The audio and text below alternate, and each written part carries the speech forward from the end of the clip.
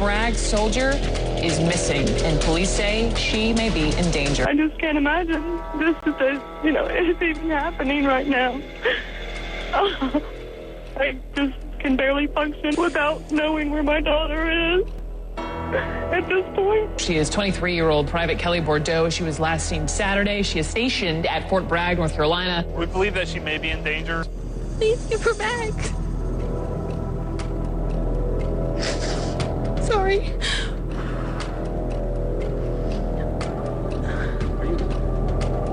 I just,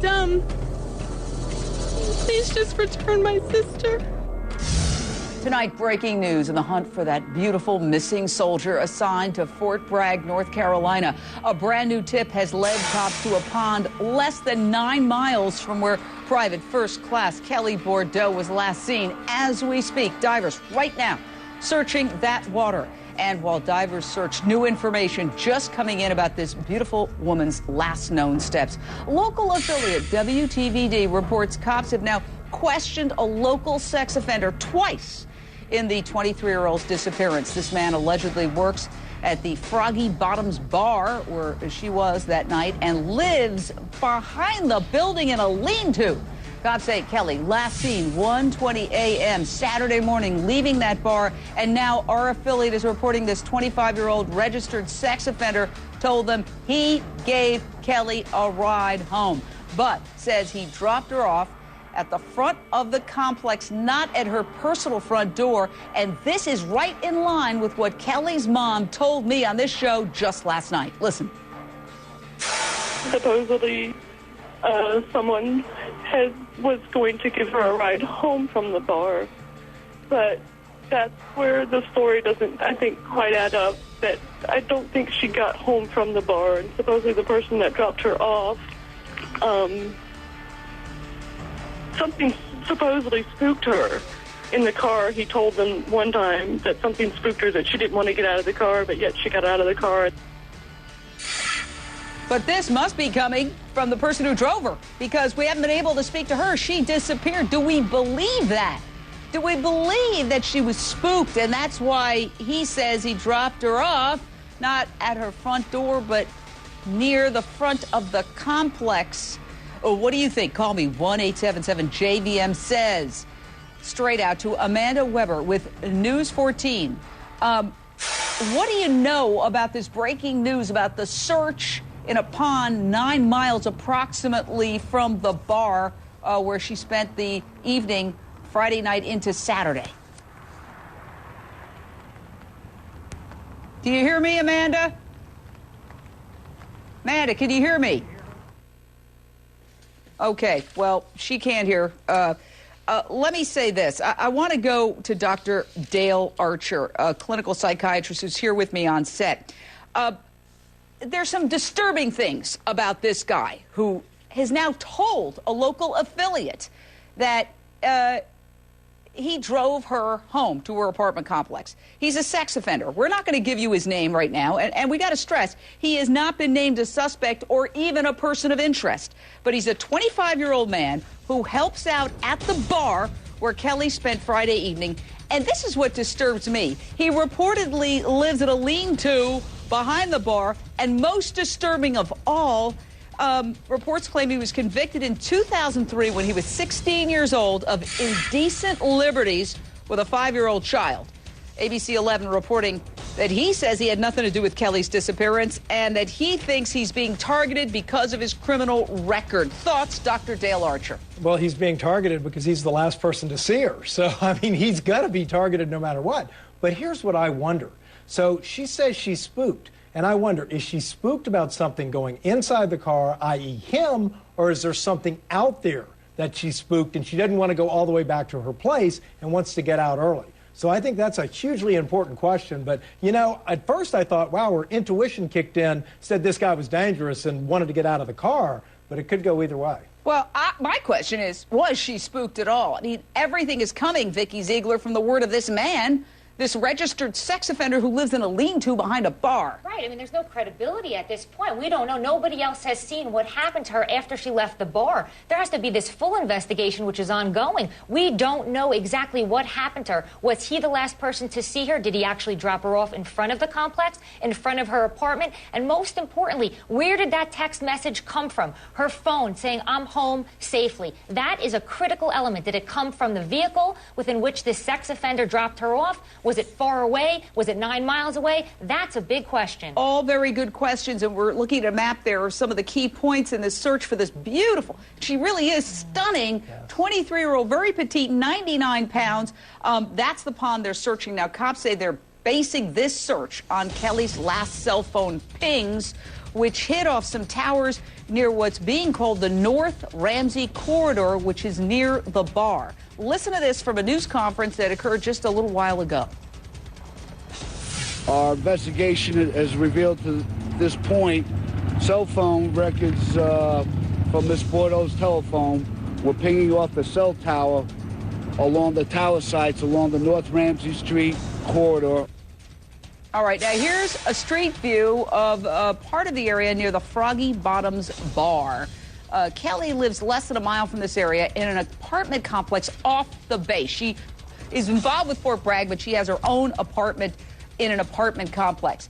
I want to go now, Amanda Weber, we've got you, News 14, and ask you, do you have any idea why authorities decided to search this pond, which is 9 miles away? And what do you know? We have so many questions. Have they found her cell phone? Have they found her purse? Have they found her ID? What do you know? Give us all the details you've acquired.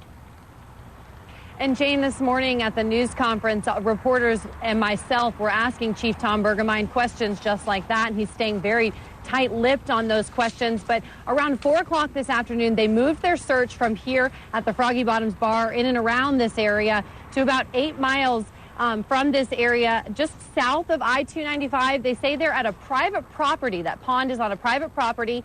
They say that a tip led them there. When asked about that tip, they're not giving any information into that. All right. Well, at some point of the night, Kelli sent 2 text messages to an unknown recipient. One said, quote, "Got home safely." That's super important. Now, again, here's a street view of Kelli's apartment. Did Kelli really get home safely and send that text message? One of the problems with text messages is anyone can send them. Anyone can type them in from somebody else's phone. It's not like hearing somebody's voice. So I want to go out to Steve Moore, former FBI agent. You've been analyzing this case. What do you make of it?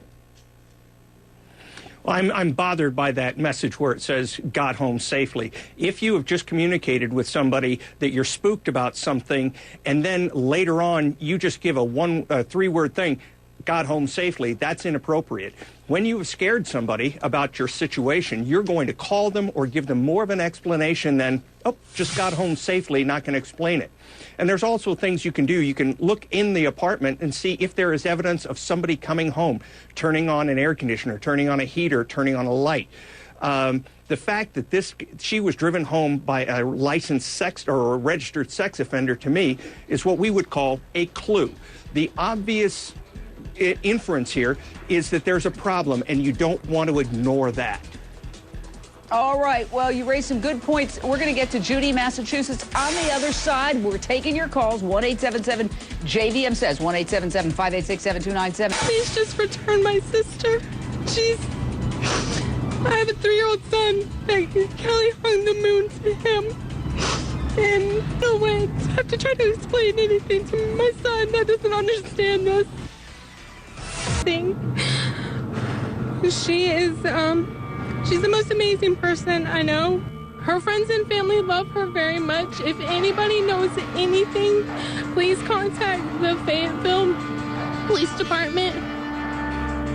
And apparently this pond, about 9 miles away from the bar where Kelli Bordeaux spent Friday evening into Saturday morning, being searched as we speak. We understand that her husband is participating in the search and is in the area where searches are going on. Meanwhile, we've been asking what is going on with Kelli's husband of 2 years. His name apparently Mike. Last night, Kelli's mom told us there might be trouble in paradise. Listen to this.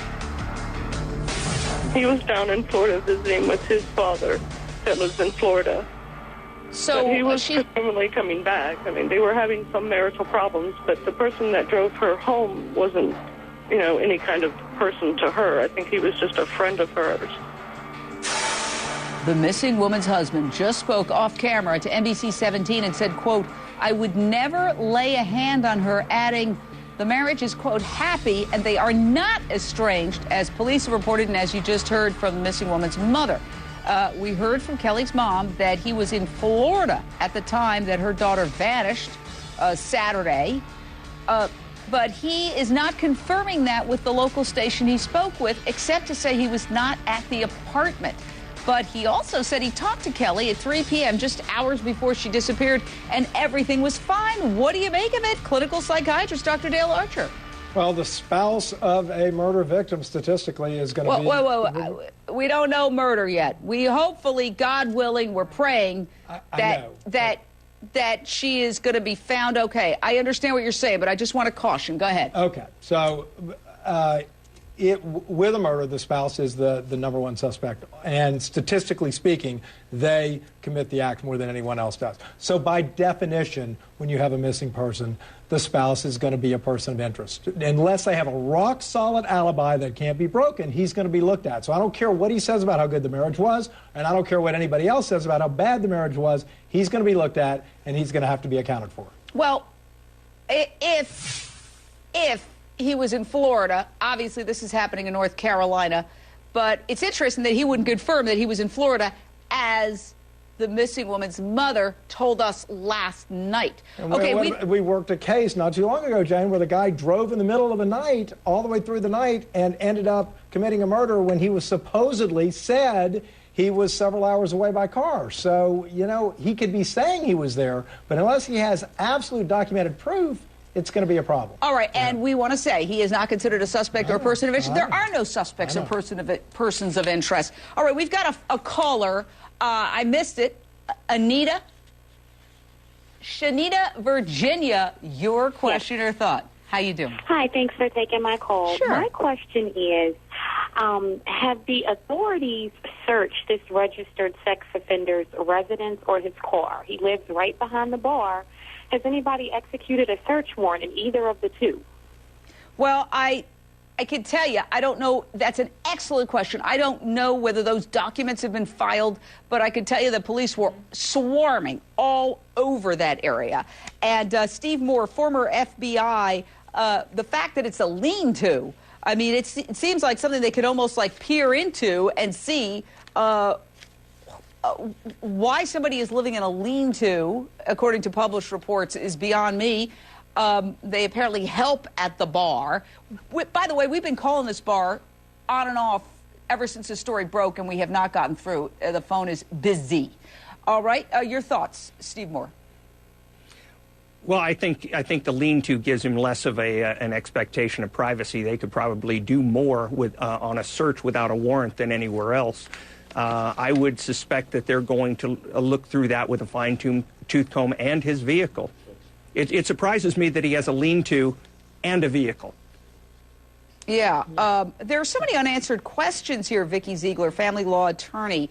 Do you think, for example, that the husband, and again, he may have been 1,000 miles away, should lawyer up just for his own protection or not? Absolutely, right away. I mean, at this point, and Dr. Dale Archer is 100% right, 25 to 30% of women that are killed are usually killed by their husband, boyfriend, or an ex. So that the police is looking at him. So if you were in Florida, I would say, Kelli's husband, you better go tell them, provide proof, whether you drove there, you took a plane there. Make sure that you can provide a stone-cold alibi that you weren't actually at this bar or near this bar when, in fact, this woman disappeared.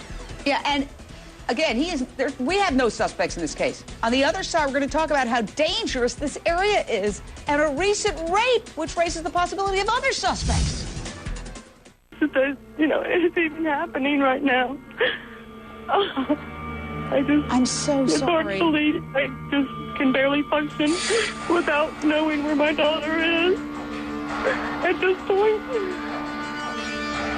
Our heart goes out to the mother of this missing soldier. Cops searching this pond as we speak. And I want to tell you, we were scheduled to speak to that mother tonight, as well as the sister of missing Kelli Bordeaux. And now they are not responding to our calls, and we hear that this search is going on. We see it's going on right now at the pond. We don't know, but certainly it's kind of ominous. We hope that it's not bad news, but we don't know. Something could be going on. Let's suffice it to say that. Judy, Massachusetts, your question or thought. Judy. Yes, hi, Jane. Hi. Jane, I was just wondering, did they ever find her cell phone, or how do they know if a person did take her, if they didn't take the phone and toss it to mislead the police? Absolutely. Or texted. That text got home safely. That certainly could be typed in by anyone who had access to that phone. Now, I have to say this. Cops haven't named a person of interest, but our affiliate is saying that Kelli went with a registered sex offender to the bar that night. And additionally, here's another complication. This county, Cumberland County in North Carolina, has 434 sex offenders. According to one website, which is neighborhoodscout.com, this city, Fayetteville, North Carolina, only has a ranking of 3 out of 100 on the crime index. So 100 is the safest. 3 is a very dangerous place. This is really bizarre that it rates a 3. I can tell you there have been numerous stories that we found in our research of serious crimes in and around Fort Bragg. In fact, less than 3 weeks ago, a jogger said she was raped less than a quarter mile from the very bar that Kelli vanished from. Cops say they don't know if these two are connected. But again, here's something else that cops have to worry about. The possibility that nobody that we've mentioned heretofore is involved. And it's some rapist that was raping 3 weeks ago, Dr. Dale. Right. Well, you know, I did a search because when I saw this, I said, man, so many crimes around this military base. Is that common for all military bases? And the answer is no. I did a Google search on it. I couldn't find that anywhere else. So then I wonder, what is it about this area? What is it about this base? I don't know, but clearly you can get a persona for a region, and when you start having these crimes, you get copycats that are jumping in, and the next thing you know, it becomes an epidemic, and that looks like what we're dealing with here. And briefly, sometimes there's a false sense of security. Oh, a military base, just like a university. Or a police station across the street. That doesn't mean crimes don't occur right there. Of course they do. Anyone could be the person of interest at this point. Interviewing, surveillance cameras, who was at the bar, who saw her leave. These are all really important questions. Thank you, panel. Up next, a missing mom.